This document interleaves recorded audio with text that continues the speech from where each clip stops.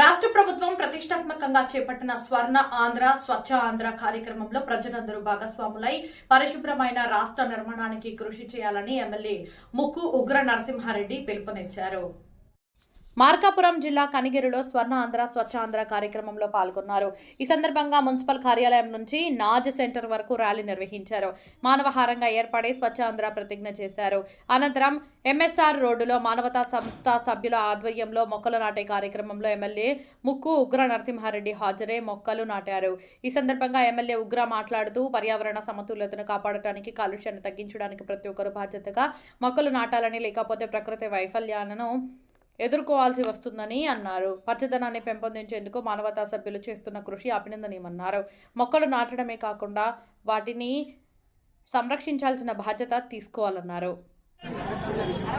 స్వచ్ఛ భారత్ కార్యక్రమం భాగంగా మానవతా సేవ సంస్థ వారు కనిగిరిలోని చెట్లు నాటడం ఒక కార్యక్రమాన్ని పెట్టడాన్ని అభినందిస్తూ దాంట్లో మమ్మల్ని కూడా భాగస్వామ్యం చేసినందుకు వారికి ధన్యవాదాలు తెలుపుతూ, మరి చెట్టు నాటడమే కాదు దాన్ని బతికించడం అనేది కూడా ఒక ముఖ్య ఉద్దేశం.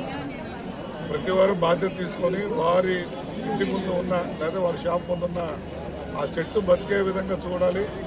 ఎందుకంటే ఈరోజు మనం ప్రకృతిని హరిస్తే ప్రకృతి ఏ విధంగా ఆగ్రహానికి ఏ విధంగా గురవుతున్నాం మీరు గతంలో చూసుంటారు.